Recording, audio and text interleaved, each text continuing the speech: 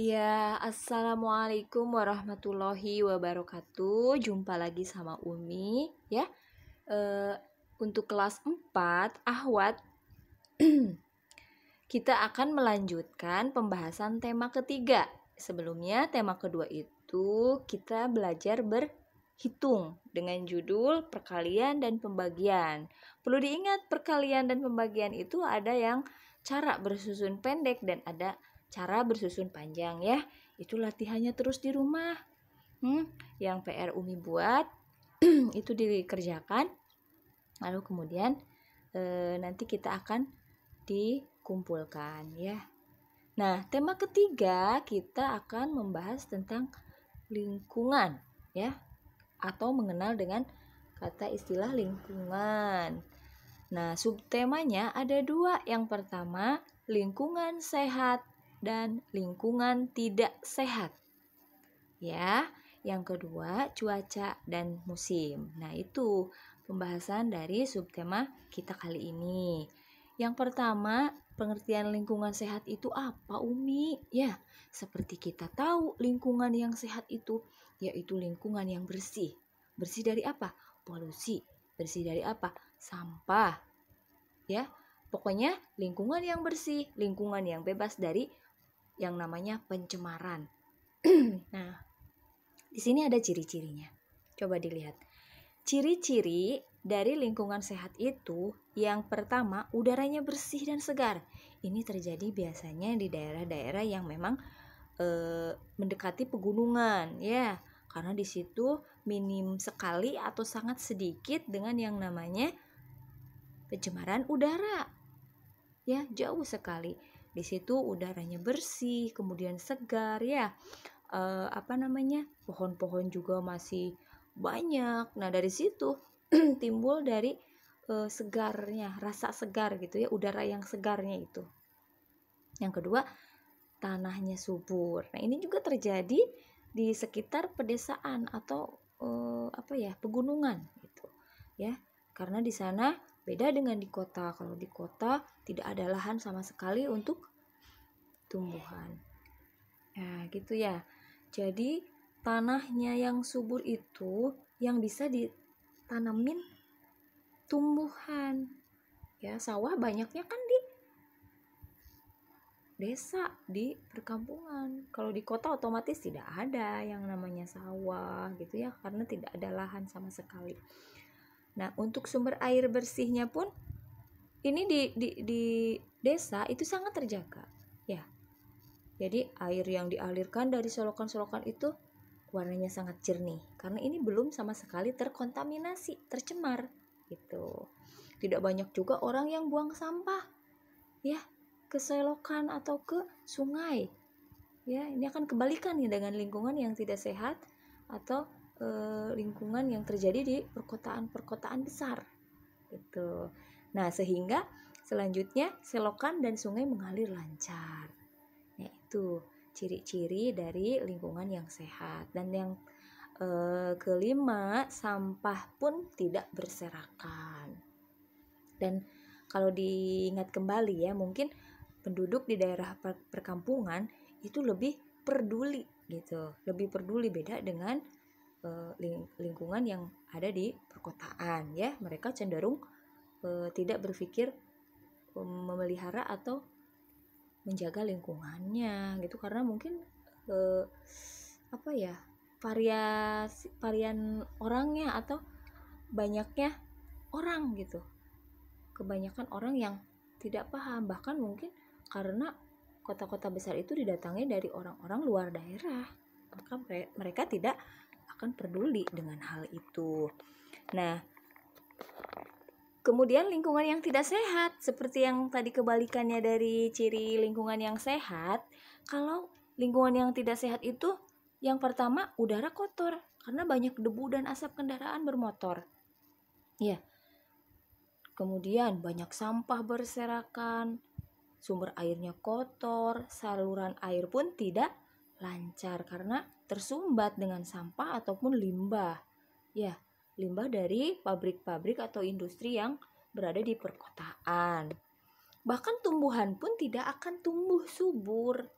Ya, misalkan ditanam di daerah sini karena di sebelahnya itu ada pencemaran limbah atau misalkan pencemaran tanah, ya, itu akan mempengaruhi, tidak akan berjalan tumbuh dengan baik tumbuhan itu.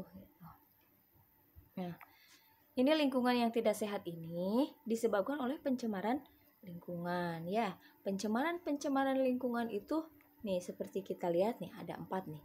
Yang pertama pencemaran air. Pencemaran air ini disebabkan oleh pembuangan limbah rumah tangga oleh pabrik ke dalam saluran air. Contohnya limbah rumah tangga itu apa? Contohnya nih, air bekas cucian dan sampah, ya. Sedangkan contoh dari limbah pabrik itu buangan sisa dari pengolahan industri dan itu bahkan mengandung zat-zat yang berbahaya bagi kesehatan. Pencemaran air ini biasanya ditandai dengan air yang berbau atau air yang berubah warna dari aslinya. Kalau sifat warna air itu kan warnanya jernih, ya. Warnanya jernih. Nah, ini kemudian kalau air sudah terkontaminasi dengan limbah atau misalkan sudah udah tercemar, airnya itu akan berubah warna dan berbau sehingga ini tidak bisa digunakan. Nah, tingkat pencemaran air yang tinggi ini umumnya terjadi di daerah-daerah yang padat penduduk. Itu ya biasanya di kota-kota metropolitan atau kota-kota besar ya. Itu. Nah, terus kita juga sering mendengar berita bahwa di Jakarta itu sering terjadi banjir. Nah, salah satu penyebab banjir itu adalah perbuatan kita sendiri. Ya, banyak orang membuang sampah di mana-mana. Akhirnya saluran air atau misalkan sungai itu akan tersumbat. Karena kalau membuang sampah di sungai itu akan mengakibatkan aliran sungainya tidak lancar. Ketika turun hujan, ya, misalkan di berbagai tempat atau di perumahan, maka semakin lamanya air akan meluap ke rumah-rumah sehingga akan terjadilah kebanjiran. Padahal Allah sudah berfirman di dalam Al-Quran surat Ar-Rum ayat 41 ya. Kita lihat artinya. Telah tampak kerusakan di darat dan di laut disebabkan karena perbuatan tangan manusia. Supaya Allah merasakan kepada mereka sebagian dari akibat perbuatan mereka itu sendiri. Ya, agar mereka kembali ke jalan yang benar tuh. Udah jelas. Ya, itu firman Allah surat Ar-Rum. Bisa nanti dilihat kita buka surat Ar-Rumnya. Itu. Yang kedua itu adalah pencemaran udara. Pencemaran udara itu apa? Pencemaran udara itu disebabkan dari asap pabrik dan kendaraan bermotor, pembakaran sampah ataupun kebakaran hutan. Sering terjadi itu ya, kebakaran hutan apalagi di musim kemarau. Sampah bisa juga ya pencemaran udara lewat sampah ataupun kotoran binatang. Itu karena menimbulkan bau tidak sedap. Nah, selain juga asap dan bau yang tidak sedap, debu juga dapat menyebabkan pencemaran udara. Ya, misalkan kita sering mengalami gitu ya, itu debu bertebangan. Ya, itu dapat mencemari udara. Misalkan debu berasal dari dari pembangunan tuh, dari semen, kemudian dari serpihan kayu yang dari pembuat pengrajin furnitur ya, kemudian serbuk dari tanah kering tuh, itu bisa terjadi dan mencemari udara. Karena udara yang tercemar dapat mengganggu pernapasan ya, karena kita kan membutuhkan oksigen nih, sementara udara dicemari dengan berbagai macam pencemarannya, maka kita akan terganggu dengan tidak nyamannya udara yang tercemar asap itu. Nah, kemudian yang ketiga, pencemaran tanah. Nah, bisa kita lihat kegiatan membuang sampah di sembarangan tempat. Nah, itu dapat mencemari tanah atau lingkungan. Seperti itu ya. Ini contohnya kita melihat di pembuangan sampah terakhir. Itu ya di daerah Ciberem ke sana ke Cilandak itu TPA namanya ya, tempat pembuangan akhir. Nah, di situ sangat tercemar tanahnya karena banyak sampah plastik, sampah apapun segala macam di situ ya. Dan pencemaran tanah ini pun akan menyebabkan tumbuhan tidak dapat tumbuh. Ya, karena air yang berada di dalam tanah juga ikut tercemar jika tanahnya tercemar. Itu. Nah, ini kembali lagi ya ke tema yang kedua. Sudah bisa dipahami ya pengertian lingkungan sehat dan tidak sehat, kemudian juga tentang pencemaran ini sudah dipahami. Nah, ada lagi yang keempat itu pencemaran suara. Pencemaran suara ini terjadi ketika lingkungan dipenuhi suara-suara yang dapat mengganggu kenyamanan lingkungan. Misalkan kendaraan bermotor bisa mengakibatkan pencemaran suara karena dari klakson, bunyi klakson, atau bunyi knalpot juga bisa itu.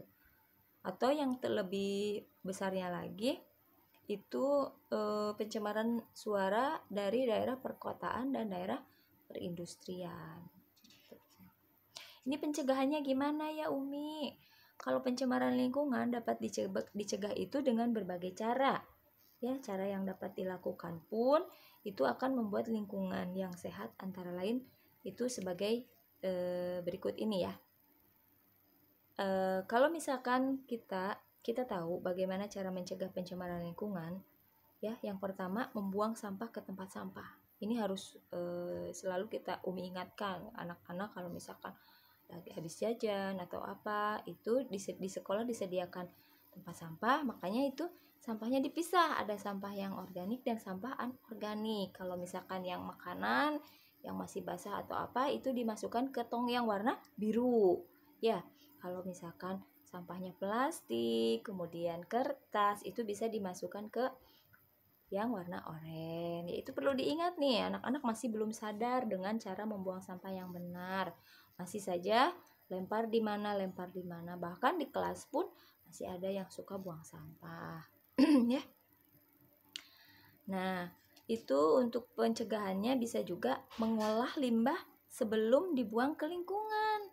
Contohnya seperti apa? Misalkan kita sudah pisah dulu nih sampah yang plastik, yang misalkan botol aqua, gelas aqua itu dipisah, dan itu nanti bisa digunakan lagi atau diolah lagi oleh sebagian industri yang pemanfaatannya juga didaur ulang namanya gitu. Tuh. Yang ketiga, membersihkan lingkungan secara teratur. Ya, Umi sering menghimbau hari Jumat kita akan mengadakan jumsih, Jumat bersih. Jadi itu fungsinya itu mencegah pencemaran lingkungan. Ya, membersihkan saluran air dari sampah, terus membuat lubang angin atau ventilasi. Dan melakukan penghijauan seperti kelas 3 kemarin itu Umi kita sama-sama menanam bunga. Ya, menanam bunga bisa itu dilakukan untuk penghijauan ya. Lalu di sini ini untuk kelas 4 akhwat ada pertanyaan yang harus dijawab. Ya, Umi sebutkan saja di sini untuk soal isinya isei. Itu yang pertama, nomor 1. Mengurangi penggunaan bahan-bahan yang dapat mencemari lingkungan merupakan tujuan kegiatan titik-titik. Silahkan nanti diisi. Yang kedua, polusi udara dapat menimbulkan penyakit pada. Nih, polusi udara dapat menimbulkan penyakit pada. Nah, pada apa saja nih? Ya, udah dijelaskan itu tadi. Yang ketiga, masyarakat yang memanfaatkan air sungai yang tercemar mudah terkena penyakit. Nah, penyakit apa saja nih? Biasa yang ditimbulkan dari air sungai yang tercemar. Biasanya dipakai mandi. Biasanya dipakai untuk mencuci gitu. Nah, ini nanti biasanya itu akan menimbulkan penyakit apa saja. Yang keempat, salah satu sumber pencemaran air adalah nih, dari apa? Ya, yang kelima, kantong plastik yang dibuang ke tanah menyebabkan pencemaran titik-titik. Boleh diisi itu untuk pelatihan. Nah, kemudian Ini kita takut waktunya nggak kebagian. Ada yang kedua dari subtema itu cuaca dan musim. Ya, itu di bukunya halaman, bisa dibuka halaman 88. halaman 88 gitu ya. Oke, kita lanjut. Yang pertama nih, dilihat di sini. Nih lihat nih. Ini ada surat Al-Qur'an surat An-Nahl ayat 10 sampai 11. Umi bacakan artinya. Dialah yang menurunkan hujan dari langit untuk kamu. Sebagian menjadi minuman dan sebagiannya menyuburkan tumbuh-tumbuhan. Yang pada tempat tumbuhnya kamu mengembalakan ternakmu. Dengan itu Dia Allah menumbuhkan untuk kamu tanaman-tanaman zaitun, kurma, anggur, dan segala macam buah-buahan. Sesungguhnya pada yang demikian itu benar-benar ada tanda kekuasaan Allah bagi kaum yang berfikir. Ya, itu. Ini ada cerita ya mengenai cuaca. Tolong disimak baik-baik. Aku mempunyai kakek dan nenek. Kakek dan nenekku seorang petani. Kakek dan nenek tinggal di desa. Kakek mempunyai sebidang sawah. Ketika musim hujan, sawah milik kakek ditanami padi. Tanaman padi memerlukan air, ya, untuk bertahan hidup. Musim hujan telah tiba. Kakek sangat senang. Kakek menabur benih di sebidang sawah miliknya. Setelah beberapa hari, benih itu akan tumbuh menjadi bibit padi yang siap ditanam. Kakek menanam bibit pada bersama beberapa pekerja yang ikut membantu. Musim hujan telah tiba. Kakek sangat senang. Kakek menabur benih di sebidang sawah miliknya. Setelah beberapa hari, benih itu akan tumbuh menjadi bibit padi yang siap ditanam. Kakek menanam bibit padi bersama beberapa pekerja yang ikut membantu. Ya, kemudian setelah 4 bulan, bibit padi yang telah ditanam telah berbunga. Ya, tanaman padi itu mulai menguning dan akhirnya siap untuk dipanen. Ketika musim kemarau, sawah milik kakek biasanya ditanami kedelai, jagung, kacang, dan kedelai termasuk tanaman palawija. Nah, ini mengenal musim di Indonesia. Kita tahu kalau di Indonesia itu karena negara tropis,